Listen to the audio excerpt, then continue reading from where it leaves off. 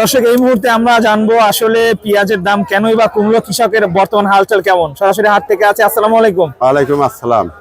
এই হাটে আমদানি হয় কেমন পেঁয়াজের? আছে মোটামুটি, যাই হোক হাজার হাজার টন আমদানি হয়। আমদানি হয় না? জি। আচ্ছা, হাটটি হয় মানে সপ্তাহে 2 দিন তো? শুক্রবার আর হলো সোমবার। আজকে সোমবার। জি। আচ্ছা, সকাল থেকে হাটে পেঁয়াজের আমদানি কেমন ছিল? প্রচুর আমদানি। আমরা তো হাটে এসে শুনলাম যে গতকালকে থেকে পেঁয়াজের বাজার আজকে প্রতি মনে 300, 400, 200, 300 কম।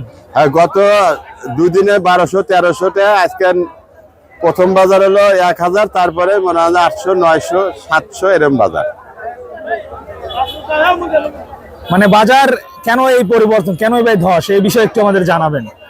কেন বা পরিবর্তন, কেন বা ধস, এটা হলো মনে হয় যে যখন বাইরে যাতে বিভিন্ন শহর এলাকা যখন মাল না টানবো, তখন পল্লিকের ভিতরে যেগুলো হাট বাজার আছে সেগুলো মনে হয় যে ধস নামবে। হ্যাঁ, এখন আসলে চাহিদাটা কেমন? চাহিদা কি কমে গেছে পেঁয়াজের? চাহিদা আমাদের আছে, কিন্তু আমরা যা নিয়ে যাই মনে হয় যে কিনে যদি 1000 নিয়ে বেচা না গেল মনে হয় 800 টাকা মন।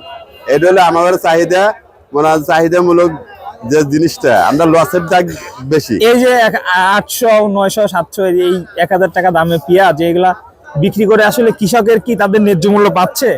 না, কৃষক তো একদমই না। তার কারণ যে 1 মন পেঁয়াজ সাথে সর্বনিম্ন 1000-1200 টাকা পড়ে, সেটা যদি 800 টাকা 700 টাকা যদি বিক্রি হয় তাহলে কৃষকের লস। কৃষকের জমি বেচা ছাড়া আর কোনো পথ থাকবে না। অনেকে এখনো বিক্রি করতে পারে নাই।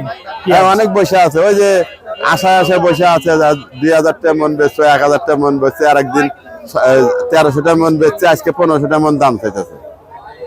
বাজার মূল্যে কেনা লাগবে, বাজার মূল্যে বেচা লাগবে, এটা হলো হিসাব। সর্বোপরি একটু আমাদেরকে জানাবেন যে আসলে পেঁয়াজের বাজার কমার সম্ভাবনা কি বাড়ার সময়, যেহেতু সামনে আরো নতুন পেঁয়াজের মৌসুম আসতেছে?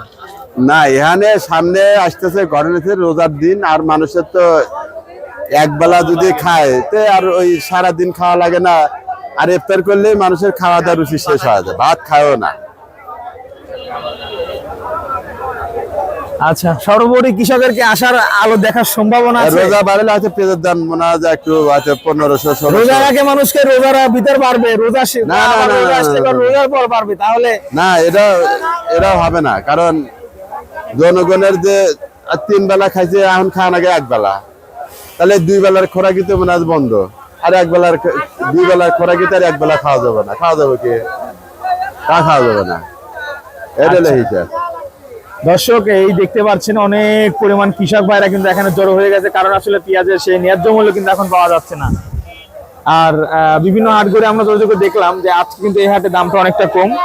তো এই ছিল আমাদের আজকের সর্বশেষ পেঁয়াজের হাট থেকে সর্বশেষ পরিস্থিতি। তবে আপনাদেরকে যেটা জানালাম, দর্শক বন্ধুরা, সবাইকে ধন্যবাদ।